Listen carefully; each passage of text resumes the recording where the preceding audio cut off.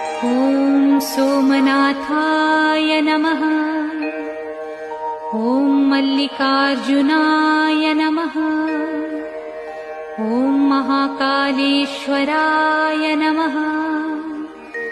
ॐ ओंकारेश्वराय नमः।